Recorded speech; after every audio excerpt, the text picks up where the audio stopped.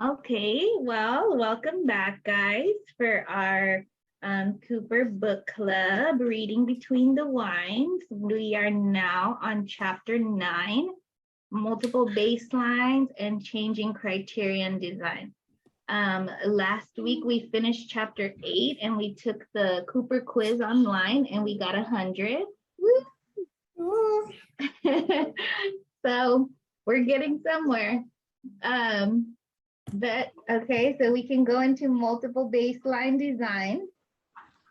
And I'll just read from Cooper, page 193, Beowulf and Risley, 1968, first described the multiple baseline in the applied behavior analysis literature.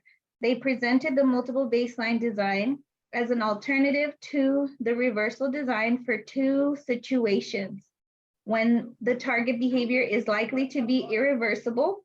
So once changed by the treatment variable, the behavior comes into contact with naturally existing contingencies of reinforcement or other sources of control that maintain the new level of performance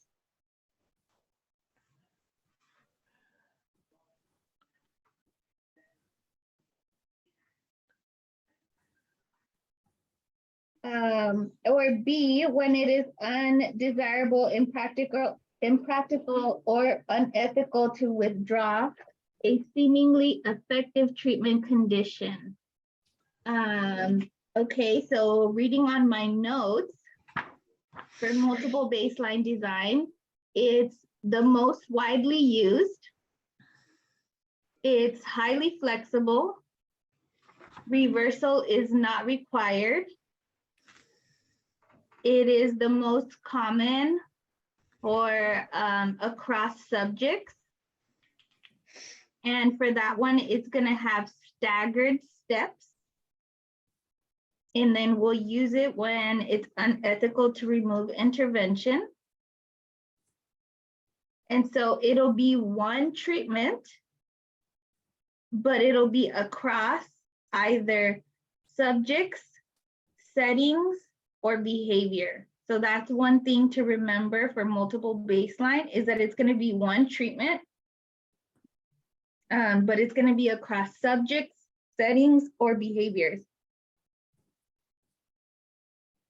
Okay, and so for some advantages and disadvantages. So what are some advantages of using a multiple baseline design?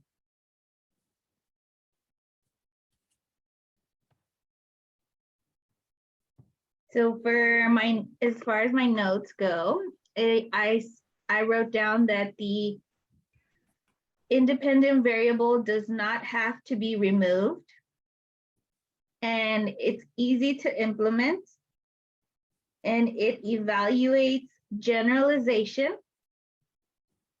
So some disadvantages to multiple baseline is that the independent variable may be delayed for some individuals, and if functional relation is not directly shown, so it has weak control. So that's one thing to remember about multiple baseline. Okay. It has weak control. And so whenever I did my final paper for school, I used a multiple baseline design when I was working on that stimulus pairing procedure to increase vocalizations. So I used the same procedure, but it was across 3 different clients.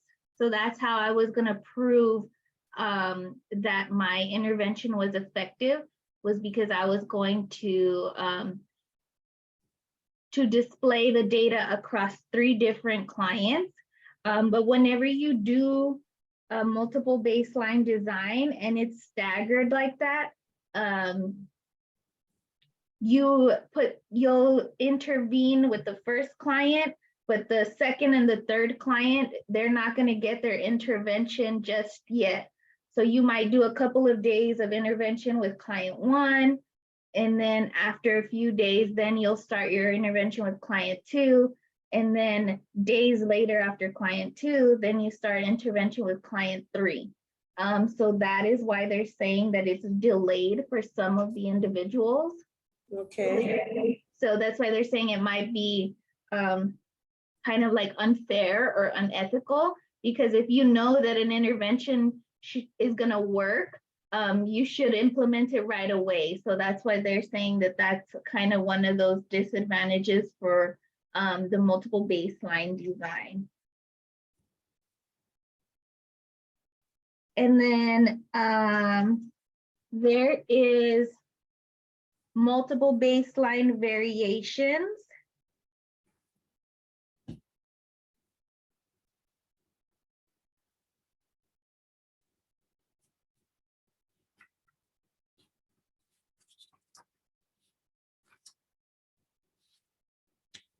So for your variations, you have delayed multiple baseline and multiple probe design.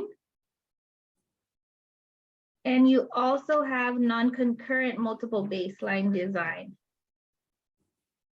And so on page 196, it goes into telling us about multiple baselines across behaviors and what that looks like. So multiple baseline across behaviors begins with a concurrent measurement of 2 or more behaviors of each participant in the study. So that one is going to be across behaviors. And you will see the display in figure 9.3. So it's the same client, but they're taking data on different behaviors for John. So they have John here, and then reads, drops, or tackles.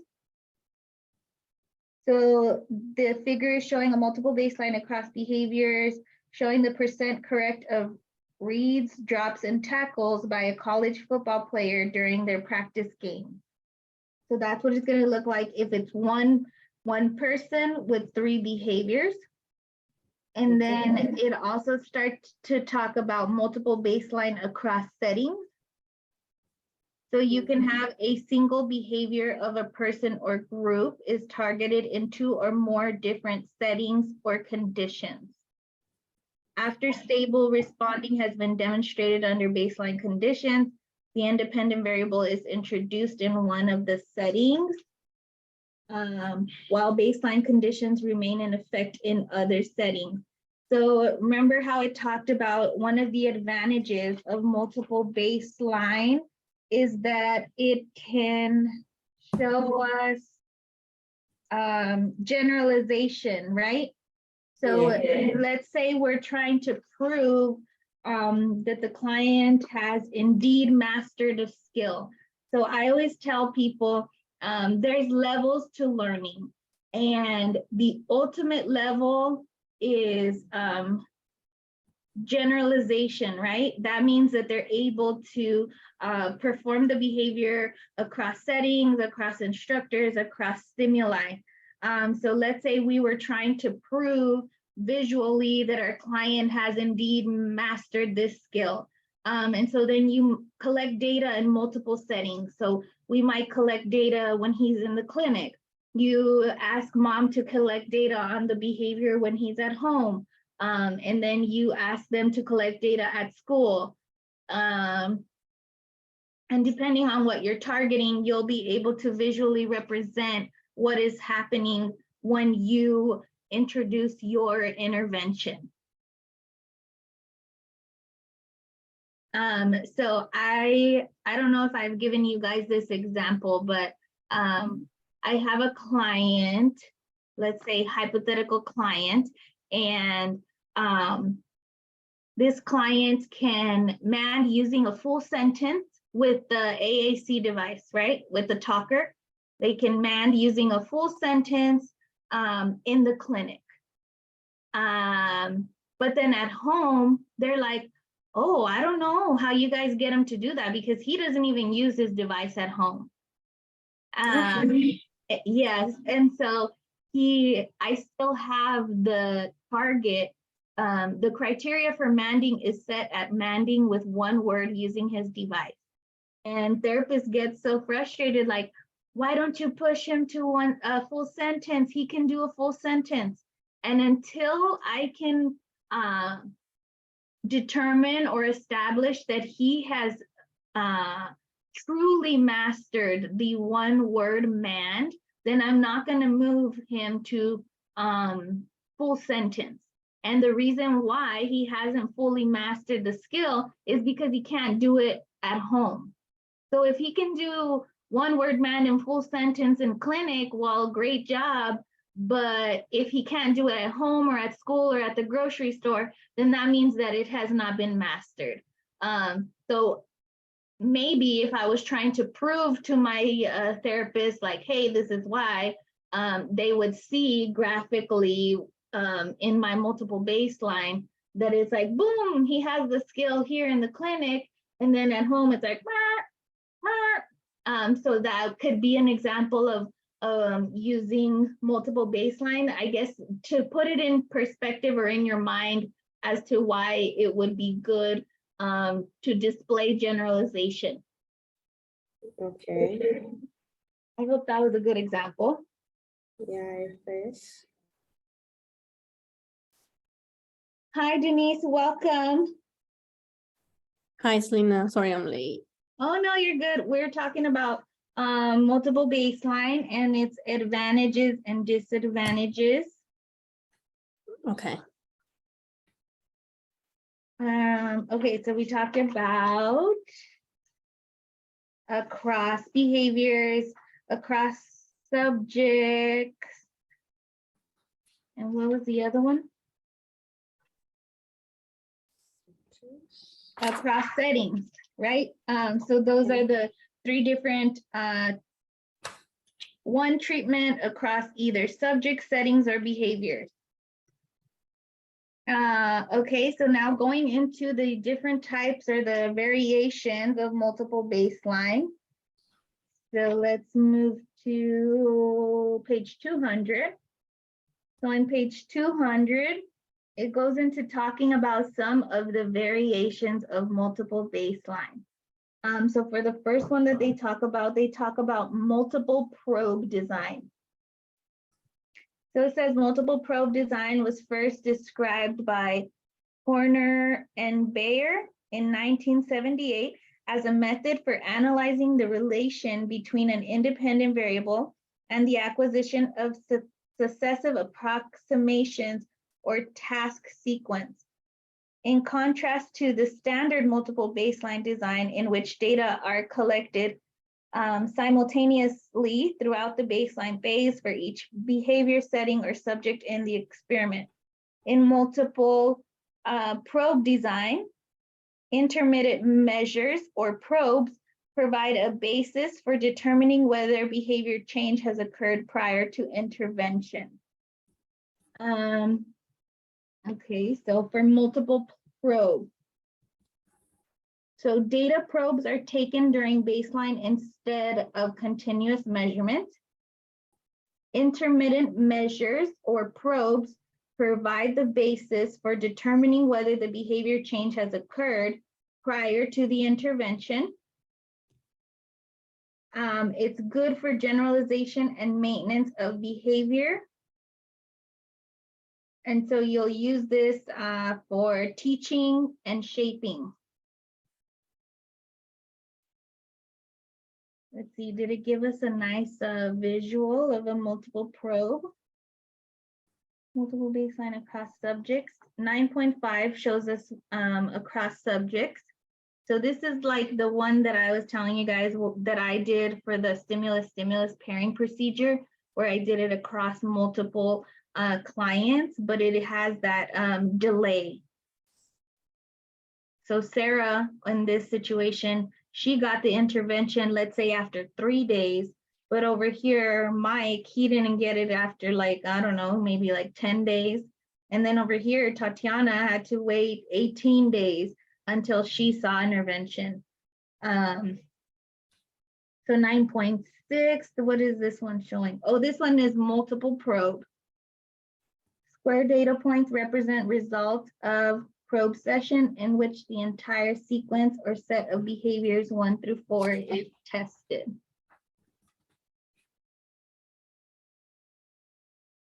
What do you guys notice about the multiple probe that is different than the multiple baseline design? So the multiple probe, it's not being started at the baseline.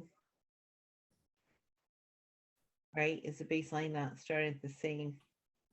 Well, their baseline all starts at the same time, but since you're probing, your data points aren't gonna connect. So it's like one data point and then your next data point. They're not connected because they're just probes, I guess, of the same. Yeah, I had read that before, but on this one here, Oh, you're saying the intervention starts at a different time.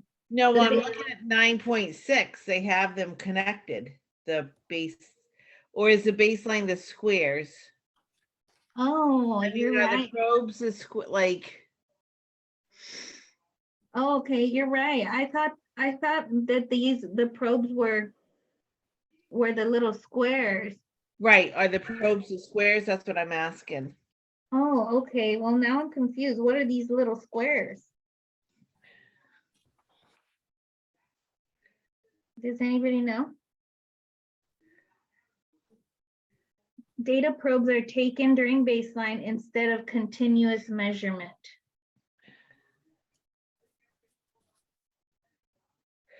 So I was looking at, so if you look at the top, it says baseline and it has the dotted line, right? But there's also these squares that aren't connected. Oh, I would like for them to label it for us so they can tell us, like, what is the dotted line? Is that your intervention?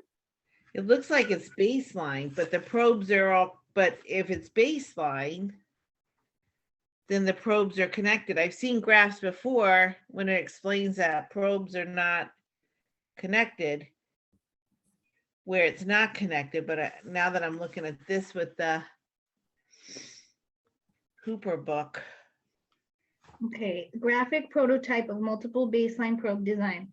Square data points represent result of probe session in which the entire sequence or set of behaviors 1 through 4 is tested. tested, okay.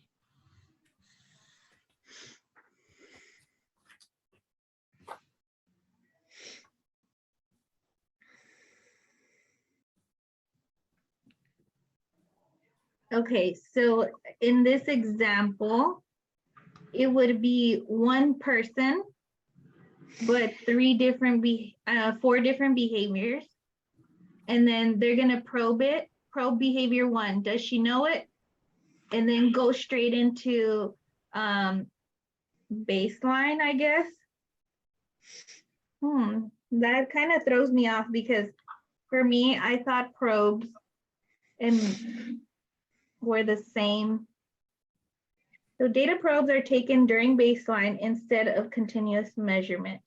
Intermittent measures, probes, provide the basis for determining whether behavior change has occurred prior to the intervention. And it's good for teaching and shaping. Okay, I want them to give us an example. So let's read an example. So figure 9.6 shows a graphic prototype of the multiple probe design. Although researchers have developed many variations of the multiple probe technique, a basic design has 3 key features. So A, an initial probe determines the subject's level of performance on each behavior in the sequence. B, a series of baseline measures is obtained on each step prior to training on that step.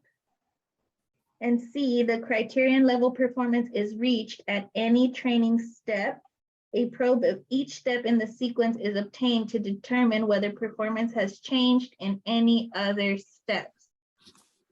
Oh, so you might use this like in a task analysis or like in a chain.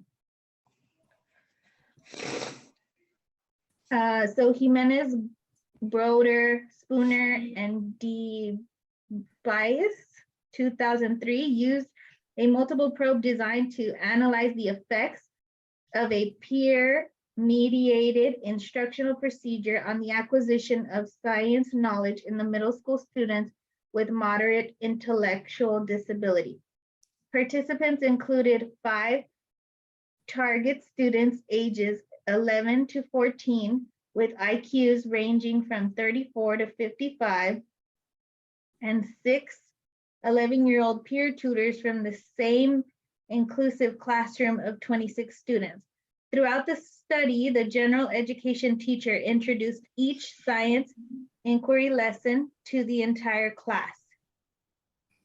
So using the first 3 letters of KWHL chart, K, what do you know? W, what do you want to know? And H, how will you find out? And L, what did you learn?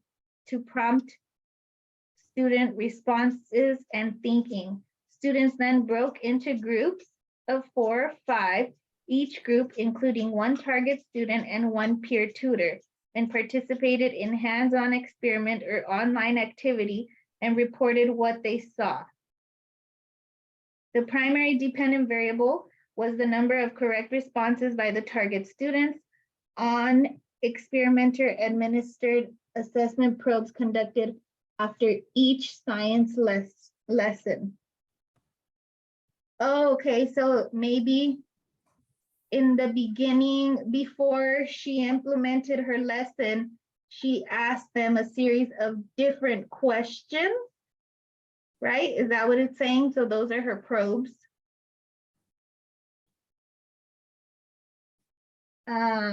Each probe consisted of 8 response opportunities stating 2 printed science vocabulary words, naming 2 science pictures. So example, students shown 3 flashcards with science vocabulary words or pictures and told find kinetic energy, matching 2 word picture combinations and completing 2 concept statements. Can you find the word that completes this statement? Blank is energy in motion. 3 different picture sets were created for each vocabulary word. In vivo probes conducted at least once per each unit of instruction consisted of the target student's performance on the first peer presented trial for each science response. Okay, and then during intervention, the peer tutors used a constant time delay procedure to teach the target students how to use the KWHL chart as the teacher led the class to complete their chart. Embedded 3 consistent time delay learning trials for each science response during the small group activity. And then, okay.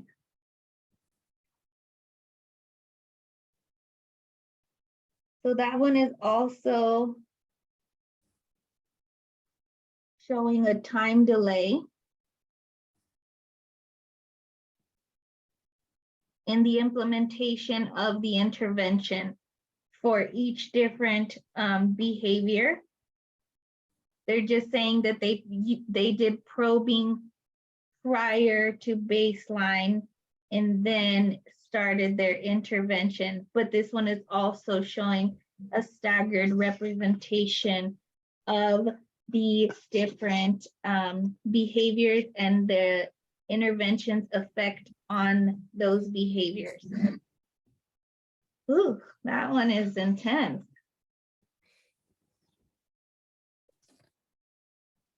Okay, and then we have delayed multiple baseline. So the delayed multiple baseline technique can be used when a planned reversal design is no longer possible or proves ineffective.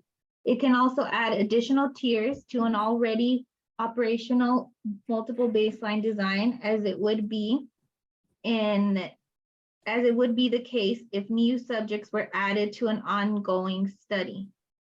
So the delayed multiple baseline design is an experimental tactic in which an initial baseline and intervention are begun, and subsequent baselines are added in a staggered or delayed fashion. So figure 9.8 shows a graphic prototype of the delayed multiple baseline design. Okay, so this one is showing a delayed multiple baseline design, but this one doesn't have the probes prior to your baseline. So delayed multiple baseline design is effective when you have limited resources to keep from conducting a full-scale design. When a new behavior, subject, or setting becomes available. Visually, the baselines won't have all started at the same time, so they might have shorter baselines. Okay, so the difference in this one is in all of the other ones, the baseline, or well, in the regular multiple baseline, we start collecting baseline on everybody at the same time.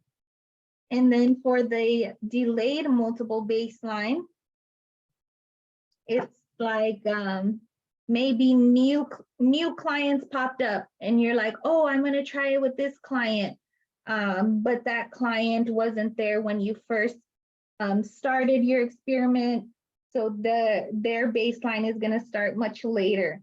So that's why in the visual representation, the first one for behavior 1, they started all the way over here, let's say in January, and then behavior 2, he didn't start till February, and then behavior 3, he started in, let's say, March, and then behavior 4, we started collecting data or baseline for him in, I don't know, let's say May. So that is what a delayed multiple baseline design is. So I don't think that you guys have to go like so deep intense on like having to create one or anything like that on the exam. They just want to know that you know the main points, like what are they good for? When would you use it? So let's say if I just made up a question where I was like, what graphic display would you use to show that your intervention is effective when you had collected data on clients at different initial starting points or something like that.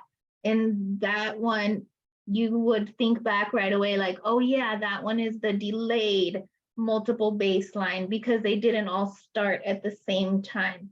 So I think that we overthink it, or like we study it very intensely, and it just might be something like very surface like that. Or if I asked you, circle which graphic display is a delayed multiple baseline. You're going to know that it's going to be the one where everybody is starting at a different point. And then if they asked us the same question about the multiple probe design, at least we know that that one has that weird probing phase before all of them, before they start their baseline. And then if it's just a regular multiple baseline, they're all going to start at the same time, but the intervention will be staggered. So as long as we know the differences of what they look like and what you use each one for.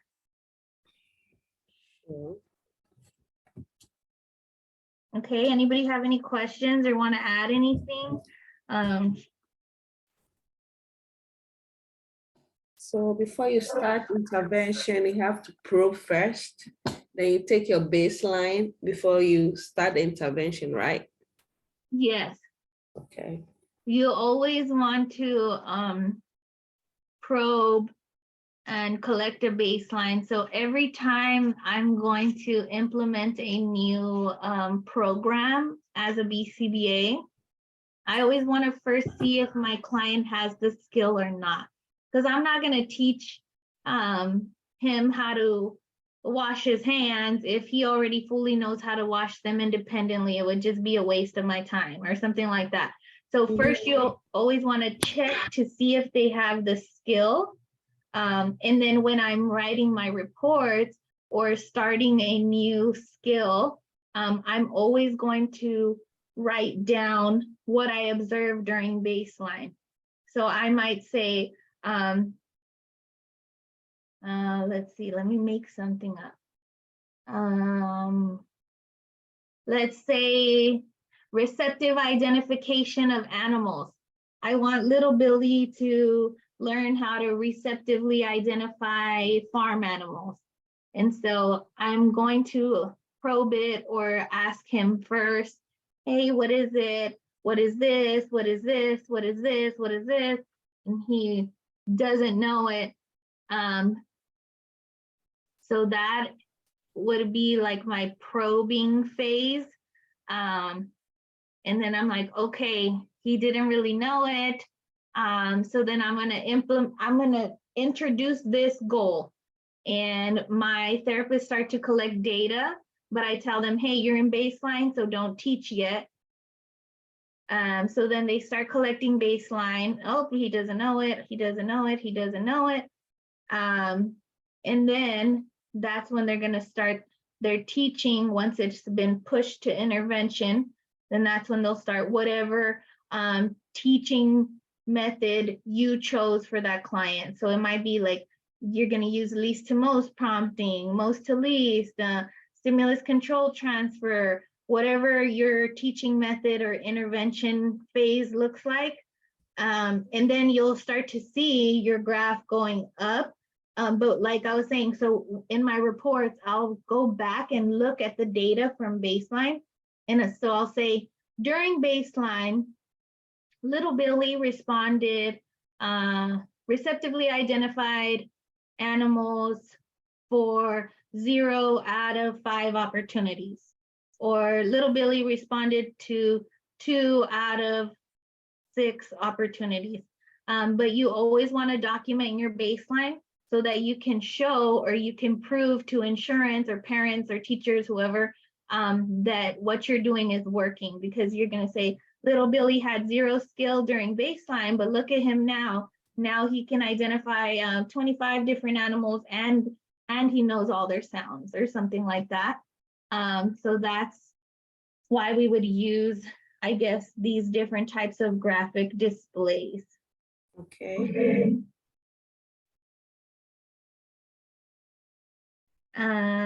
Okay, anybody have any questions or anything to add on multiple baselines, delayed multiple baseline, and multiple probes before we go on to non-concurrent multiple baseline?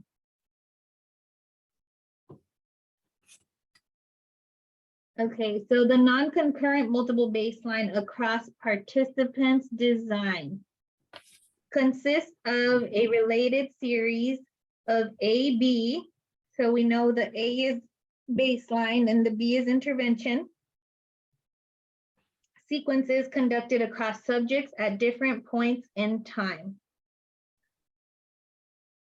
Watson and Workman, 1981, proposed the non-concurrent multiple baseline across participant design as a method for experimentally assessing treatment effects when concurrent measurement across subjects is not possible. So they wrote, the requirement of a standard multiple baseline across subject design, that observations be taken concurrently, clearly possesses problems for researchers in applied settings, such as schools and mental health centers, since clients with the same target behavior may only infrequently be referred at the same point in time. So the non-concurrent multiple baseline across participant design is used frequently in ABA. Okay, so non-concurrent consists of a related series of A-B sequences conducted across subjects at different points in time. So data is taken non-concurrently, not at the same time. It's frequently used in ABA. And we use it when concurrent measurement across subjects is not possible. And it shows weaker variation. So just know those main points about non-concurrent multiple baseline design. So I would think, let's see, what does it give us a representation?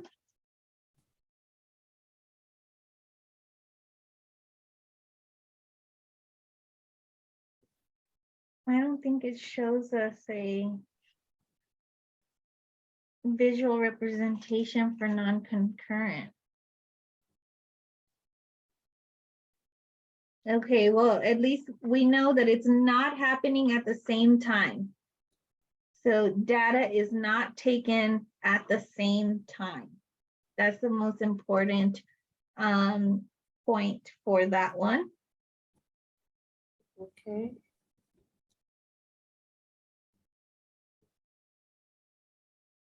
Do you have a real life scenario? For non-concurrent, Yes.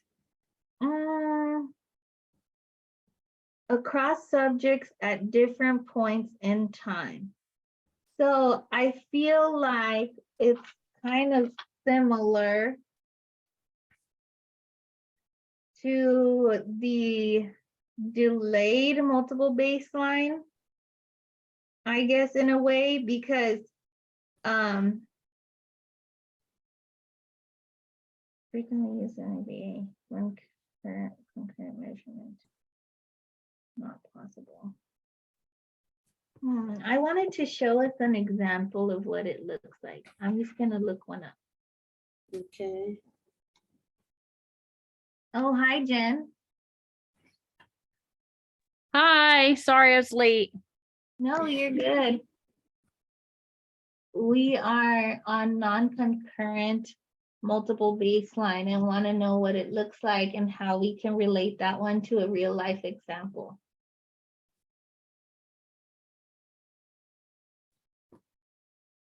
Anybody else have an idea? What page are you guys on? Sorry, I don't mean to interrupt. Oh, no, you're good. We are on page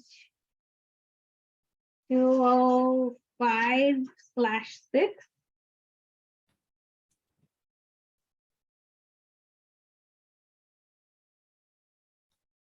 And I'm Googling it so that I could see an actual representation.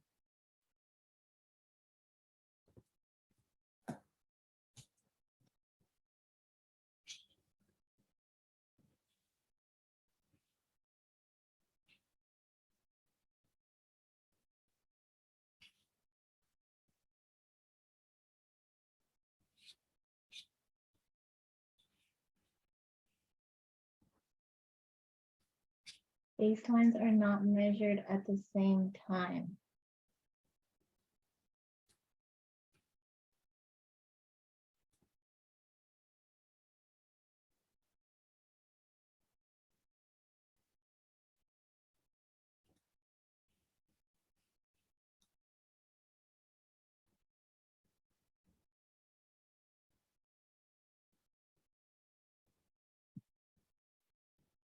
So it says that this one is the most frequently used.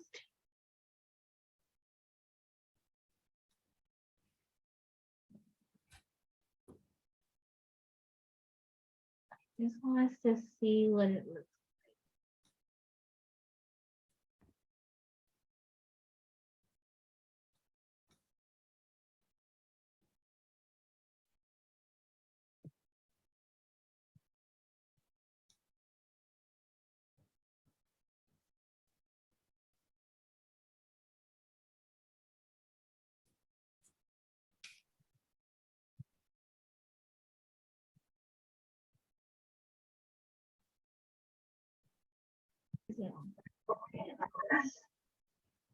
Okay, so non-concurrent multiple baseline design. So for this graphic design, they have percent of intervals with inappropriate behavior. So they have 3 students, Bart, Clyde, and Calvin. And they all engage in inappropriate behavior. So they are going to do some type of intervention, we don't know. But they're collecting baseline on Bart, let's say for 10 days. So Bart gets baseline for 10 days and then they start treatment for Bart on day 11. Clyde, they're gonna collect baseline for Clyde for 13 days and then he's gonna get treatment on day, I don't know, 14. So that's what they mean by non-concurrent, is that their treatment isn't occurring at the same point in time. And so over here, Calvin, he's getting his baseline for, they're so tiny, like 16 days. And then intervention starts for Calvin on day 17. So the interventions are not occurring at the same time. They're occurring at different points in time. Not at the same.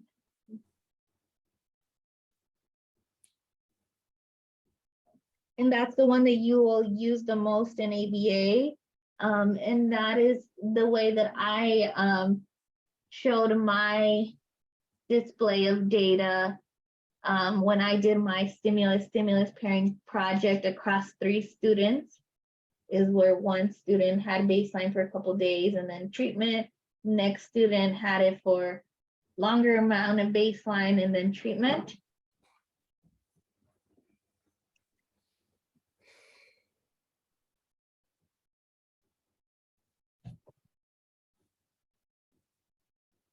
Okay.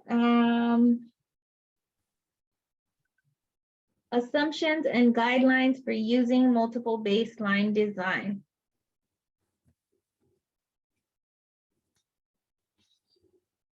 Okay, so for this one, select independent yet functionally similar baselines.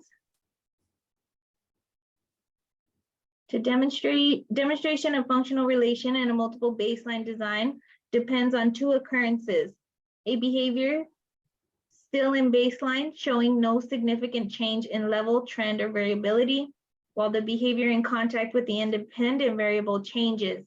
And B, each behavior changes when and only when the independent variable has been applied to it.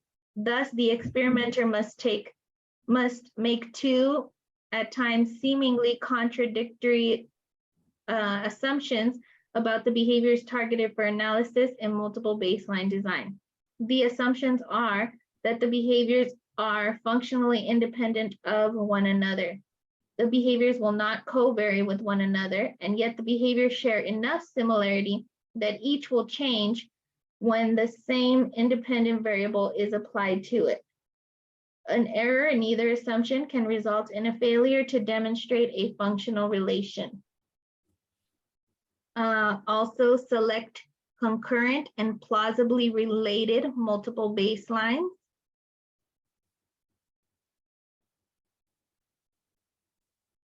So it says experimenters should not select response class or settings so unrelated to one another as to offer no plausible means of comparison. So they have to have some type of relation for you to show that your intervention is the one indeed making an effect on your behavior or whatever it is you're trying to change or prove. And then it also says, do not apply the independent variable to the next behavior too soon. To reiterate, for verification to occur in a multiple baseline design, it must be established clearly that as the independent variable is applied to one behavior and change is noted, little or no change is observed in the other as yet unrelated behaviors. The potential for a powerful demonstration of experimental control has been destroyed in many studies because the independent variable was applied to subsequent behaviors too soon. Although the operational requirement of sequential application in the multiple baseline tactic is met by introduction of the independent variable, even in adjacent time intervals, the experimental reasoning afforded by such closely spaced manipulations is minimal. Very significantly, the lengths of multiple baselines. So you want to make sure that you vary them so that you can show that experimental control. Intervene on the most stable baseline first. So it always talks about that. You want to make sure your baseline is stable before you introduce your intervention. And then it talks about considering the appropriateness of multiple baseline designs. So we also talked about the advantages and disadvantages of multiple baselines. Should we review them one more time? Yes. Yes, for Jen. Advantages. The independent variable does not have to be removed. They're easy to implement. Evaluates generalization. And then for disadvantages, the independent variable may be delayed for some individuals. Functional relation is not directly shown, sometimes having weak control. Okay. And then it goes into changing criterion design. Woo, and then after that, we're done with chapter 9. So changing criterion design can be used to evaluate the effects of a treatment on the gradual or stepwise improvement of a behavior already in the subject's repertoire. Anybody have any important points that you remember from changing criterion design? I have a question. Maybe somebody can answer this. When it says changing criterion, what does that exactly mean? Like, what criterion are we looking for to change? I never know that answer, and I feel like it really makes it difficult for me to understand the graph. I don't know. Phases.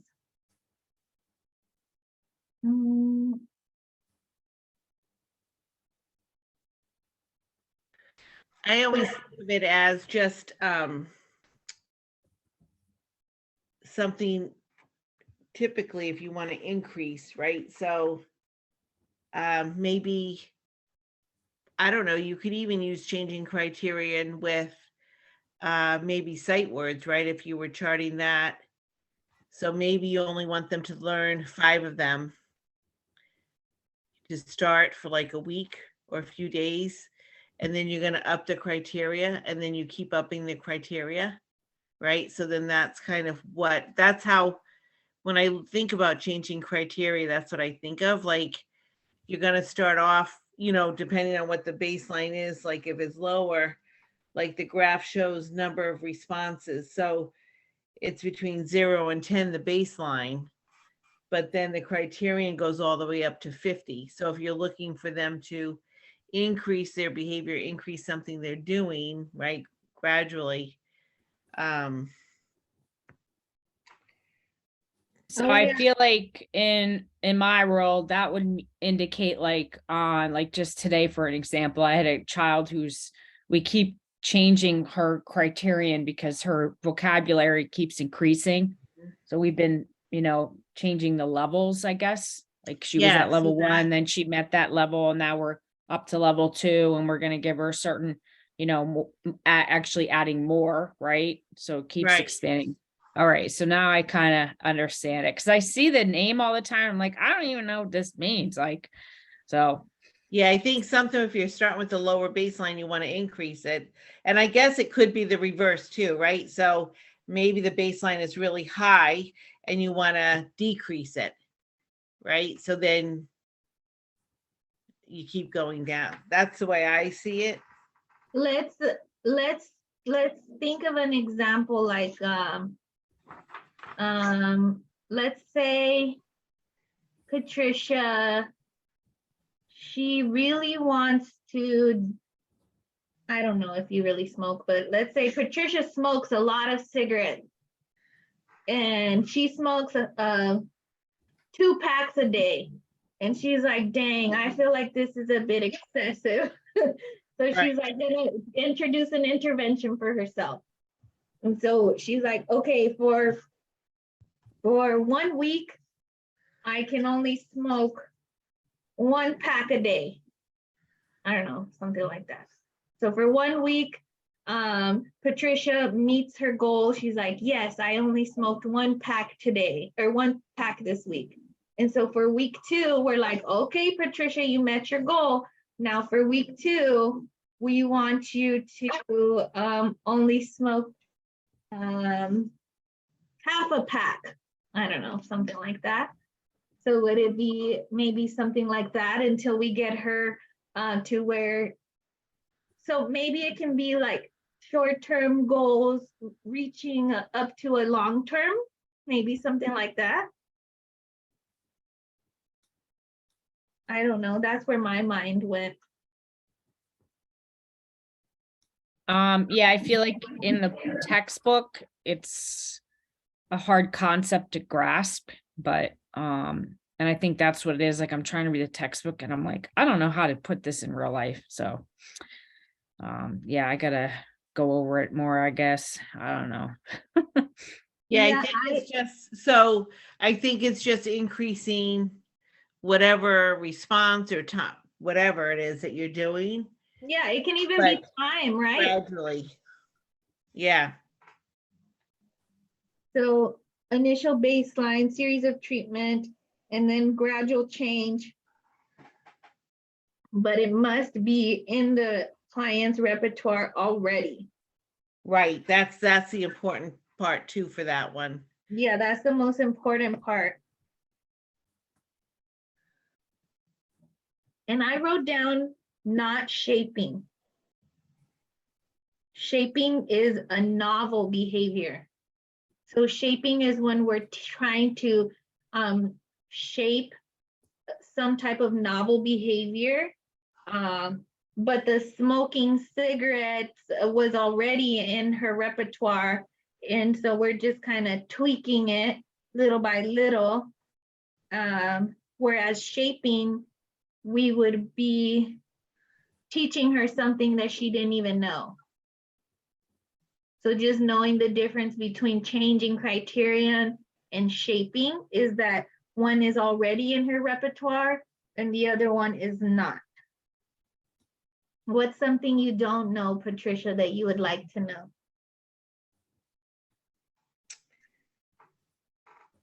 How to knit a sweater. Right, but that wouldn't be in my repertoire, right? Yeah, so that would be shaping. That would not be Right. changing criterion. So I'm also wondering too, the example I gave Jen about using like sight words, then that probably wouldn't be.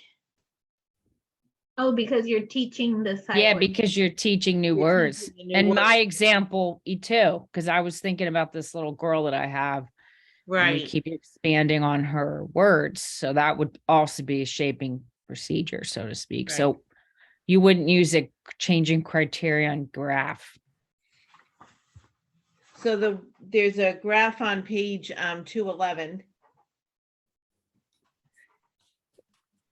And it's about having a little boy comply with wearing a medical alert bracelet.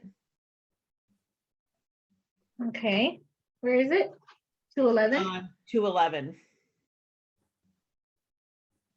Changing criterion design showing how long an 8-year-old boy with autism complied with wearing his medical alert bracelets during baseline and different negative reinforcement of other behavior. Ooh, my mind thought about that too. So when I was thinking about changing criterion, I was thinking about DRO. So remember I told you guys about the DRO for reducing hand flapping, where we put the bracelet on, and that signals that reinforcement is, the bracelet signals that we have to have calm hands. And so once he masters having the calm hands for 5 seconds, then we're going to change the criterion. So now he has to master having the calm hands with the bracelet on for 10 seconds. Then when he masters that, we're going to increase him up to 30 seconds, 40 seconds, a minute, 10 minutes. And then once he's got the 10 minutes down and he finally has the concept, then now I can use it where his mom actually wanted me to use it, which is church. So, okay, when we're in church, we're gonna have our bracelet on. So for the whole hour that the pastor is preaching or whatever, you have to have calm hands or something like that. So like changing the criterion in that way, that's where my mind went for that. So it's kind of like the example they give here. Yeah.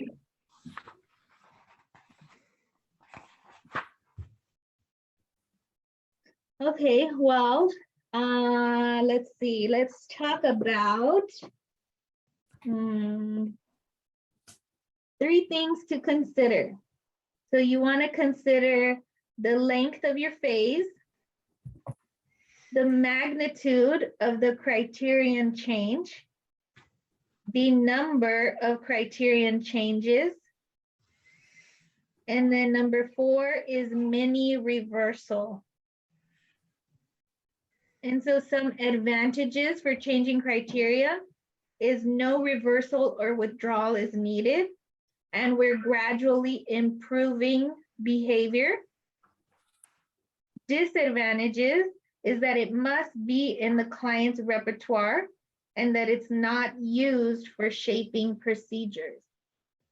So those are your main details, I guess, to remember about changing criterion, and just knowing that it must be in the client's repertoire versus shaping, we're teaching new novel behaviors. Okay, well, I think that was a good little review of chapter 9. I can pause the recording. Okay, simultaneous measurement of 2 or more behaviors of a single participant describes which type of experimental design? Would it be the first one, multiple baseline across behaviors? Because it talks about 2 or more behaviors. That's what I was gonna guess, Patricia. One subject. Yeah, it's not Yes. settings, it's not subjects, and it's not probes, so. Yes, I agree. Does everybody agree with A? Yeah, I think it is. Okay.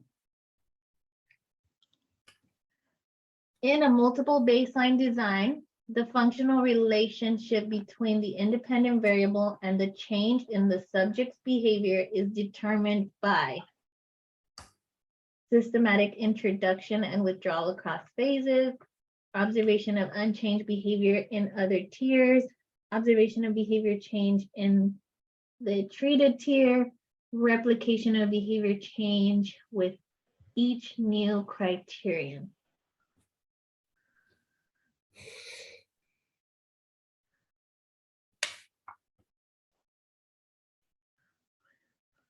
Okay, so we don't withdraw, right? So A is out.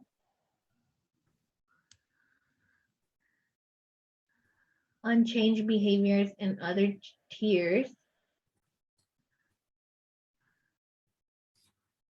Observation of behavior. Observation of behavior change in the treated tier. That's what I would guess. C.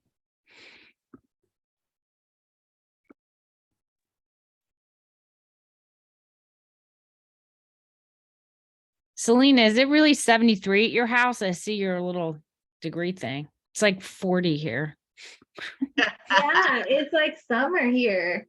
I'm so confused. Like I'll send the kids to school in a hoodie and then they lose it because it ends up being hot. Pat, is it raining where you are? It rained all day today. Yeah, so it rained all day here yesterday. So I'm like in Philly. And then I mean Yeah. it's like 55 here. Yeah, it's warm. I mean, it was warmer today, but yeah. But What about you, Peace? What's the weather in Ghana? It's very hot, Oh, is that, oh God. yeah, just like summer, yeah, which is not supposed to be so. Supposed to be cold with a harmattan and dry, but now everything has changed. yeah. So it's hot. Okay, so you guys think C? I'm between B and C.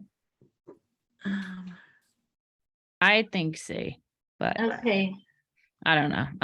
It's a guess. I feel like every time I take a question, it's a guess. So praise right.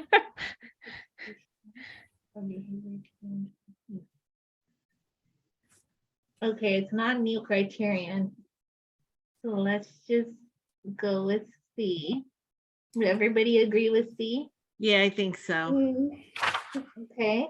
Which experimental design is most appropriate for evaluating the effects of video modeling on the acquisition of the skills for preparing a meal by adults with developmental disabilities? Okay. So we know it's not changing criterion because we just talked about how that behaviors need to be in the person's repertoire. So that would cross off B. Right. On the Of acquisition. skills for preparing a meal by adults.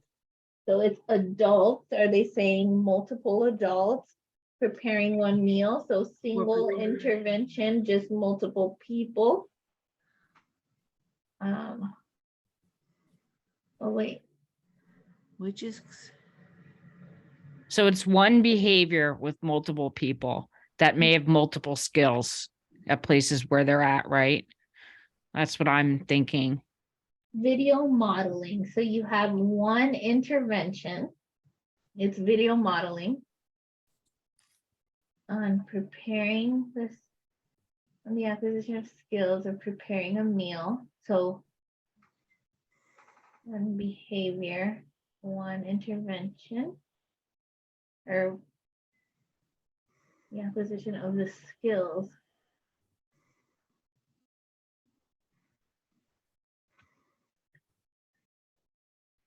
I would think multiple probe. Yeah, I think multiple probe because it's gonna be multiple skills, like a chain of skills. And they're all going to be different. So you wouldn't necessarily calculate multiple baseline across behaviors because it's only one behavior that you're looking at. That's why I wouldn't say I A. think multiple Yeah. probe as well because of the different skills required for preparing the meal, Yes. right? Yes. And you're looking at the acquisition of skills. So you're probing for acquisitional skills. Okay. All of the following are appropriate situations to use a delayed multiple baseline, except planned reversal is no longer possible. The researcher has limited resources to conduct data collection. A reversal design is too challenging to implement. Additional subjects become available after the start of the study. Okay, so D is correct.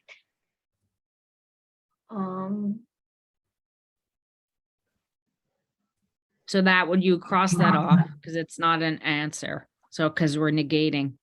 Mhm. B is also crossed off. Limited resources, right? To conduct data. So maybe they only have one person collecting data, so he can't really collect all of the subjects at the same time. I don't know. Reversal design is too challenging.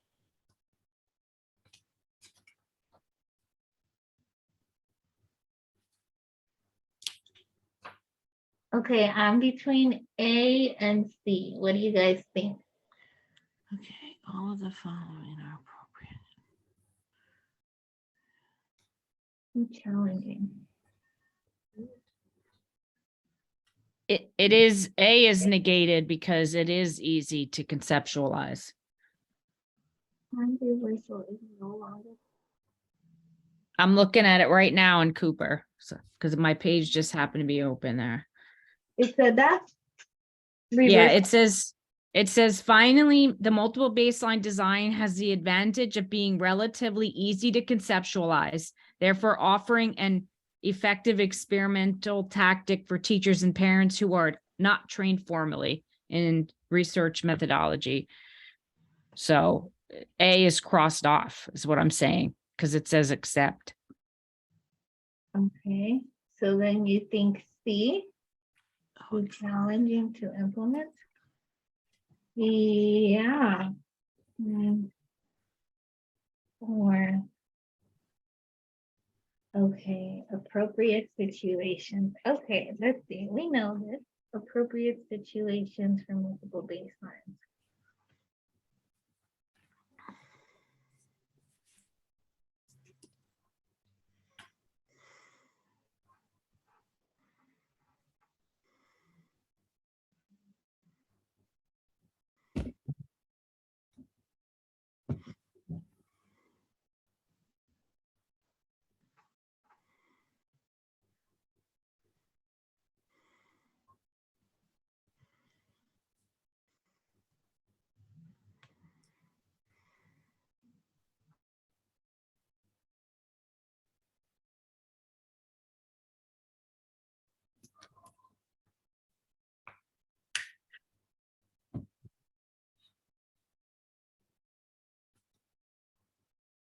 What do you guys think? Is it, well, should we look at the hint? I think it's C. Okay, the hint says variations of multiple baseline design. Okay, that's so helpful. I know.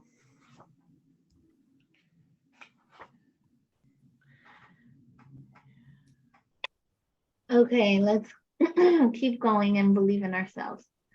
All of the following are advantages of multiple baseline except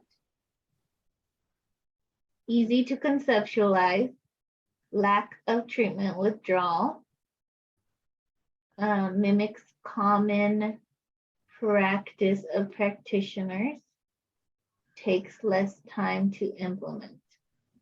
Yeah, I think it's C. Are advantages except. So it is easy to conceptualize. You don't, We don't have to withdraw treatment.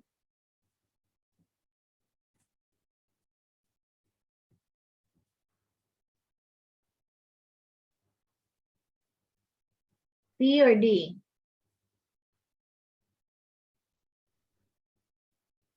What do you guys think? Denise, are you still there? Yeah. C. D?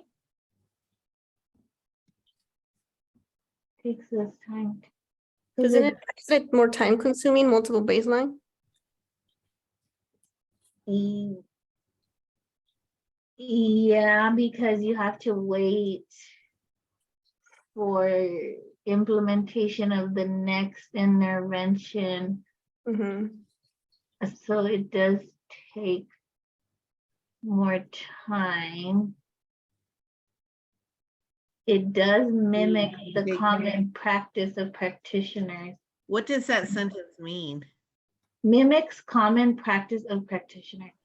So that's the most, multiple baseline is the most common, one of the most common used in ABA. So is that what they're trying to say?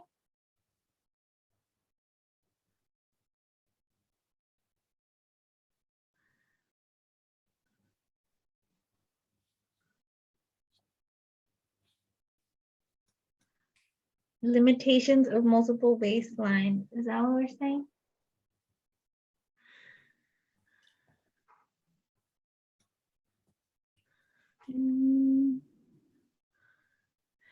We said it does take more time to implement though, right? Because you're in baseline longer.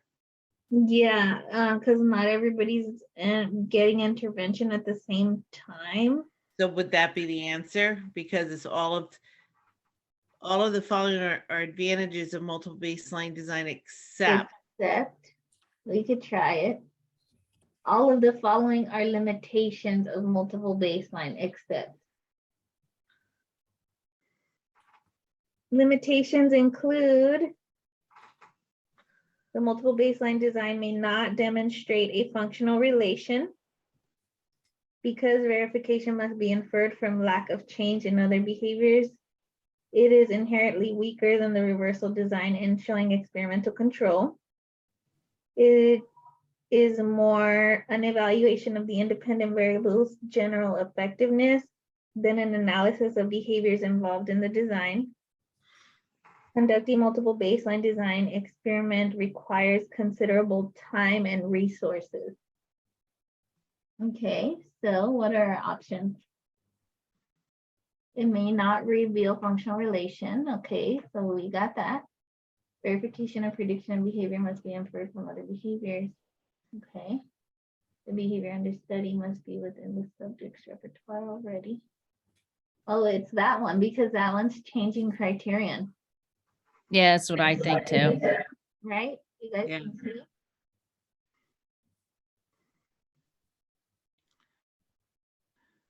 Denise, you think C?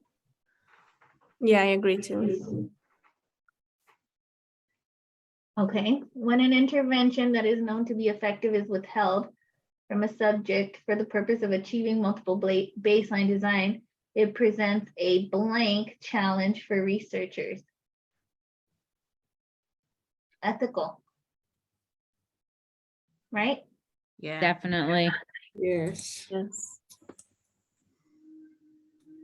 One method of addressing the practical concern of costly measurement when using a multiple baseline design across settings is to include only one setting in the study, reduce the number of baseline points, use intermittent probes during baseline, use a changing criterion design instead of the multiple baseline design.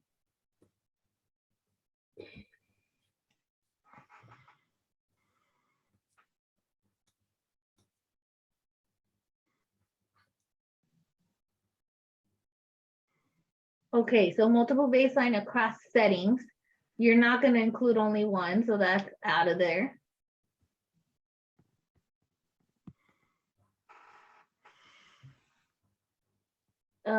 You can reduce the number of baseline points, but you have to have at least 3 or more.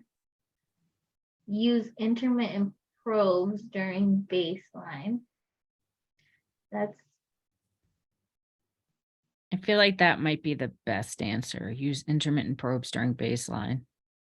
Because you wouldn't change the design because you couldn't, because you only use changing criterion design for behaviors that are in your repertoire. use intermittent probes during baseline.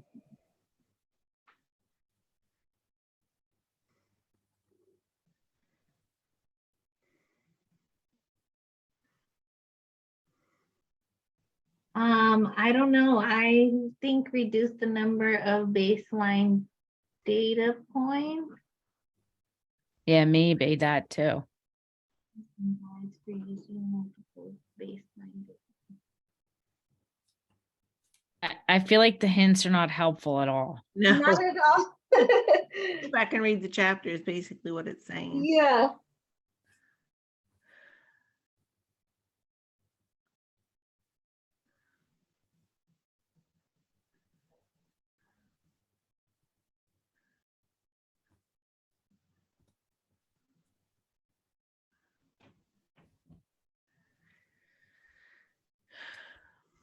What did you think this one was, Jen? She thinks intermittent probes during baseline. Yeah, it's But either that one or reduce the Yeah. number of baseline points. I think reduce the number of baseline points. Intermittent probes. Costly measurement. I think it's B. I think I just read it on page 208. What do you guys think, Denise, please? Yeah, because don't you need a steady baseline before introducing treatment? So it only makes sense to reduce it. We can try, we can reduce it, but you can only reduce it so much, like you can't. If it's costly measurement. Yeah. Practical concerns of costly measurement. Let's just say.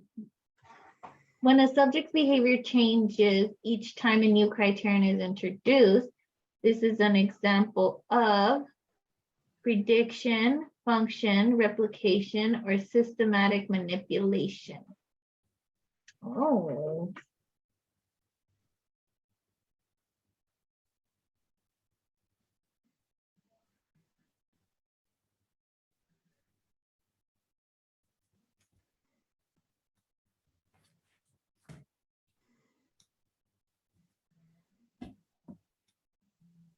Hmm.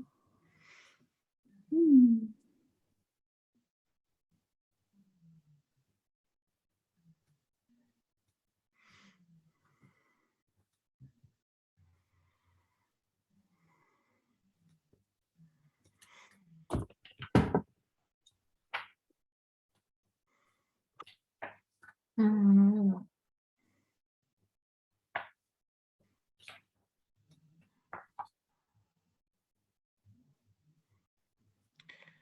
Behavior changes each time a new criterion is introduced. I can't even find systematic manipulation in the glossary. Yeah, I don't know what's that. I feel like replication That's what I was or thinking, replication. changing criterion design.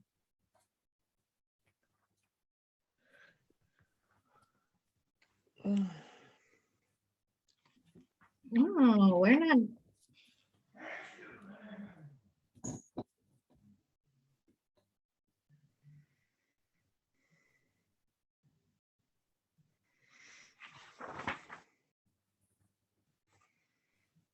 What do you guys think?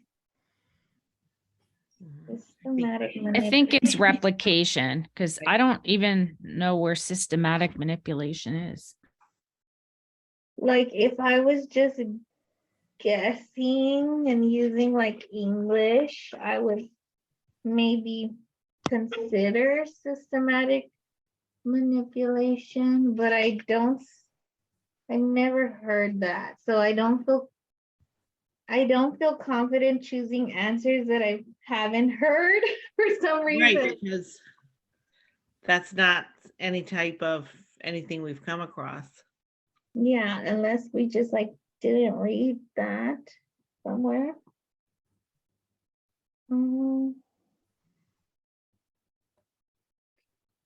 It's not in the glossary. That's what I'm saying. Like I can't find it in the glossary. There's systematic replication and systematic desensitization, but not systematic manipulation. I think it's can replication. try replication. Which of the following is not a design factor to be considered when using a changing criterion design? The length of the phase, the magnitude of behavior change, the number of criterion changes, and verification of behavior change. We went over this. It's length of phase, magnitude, number of criterion phases, and that's it. It's D. Let's D. say, let's say D. Okay, are you guys ready? Do we feel good about ourselves or not really? How Yeah. about it? Go ahead. Okay, I'm nervous. Oh, Would we got two wrong. We got 2 wrong. No. Okay, let's read what we got wrong. In a multiple baseline design, the functional relationship between the independent variable and the change in the subject's behavior is determined by. Yes, I thought of that one too, because it says, we read that in the chapter where it says the way that you determine the functional relation is by showing like, hey, look at me with little Billy. We ran baseline for 3 data points. And then when I put intervention, he started doing better. But then if you look at little Timmy, he's in baseline longer and his behavior is staying down here. So they're comparing the different tiers of the other kids and seeing like, we haven't touched little Timmy's yet, so see how this guy's is doing good and this guy is still staying the same. And I think we read that somewhere. Okay. One method of addressing the practical concern of costly measurement when using a multiple baseline design across settings is to. Jen And was right on this one. Jen, you said that first. I did say it first. See, we should have went with that answer. yes, the use of intermittent probes during baseline can be justified in lieu of continuous measurement to reduce the cost of concurrently measuring multiple behaviors. Yeah. And we were right about replication and verification of behavior change.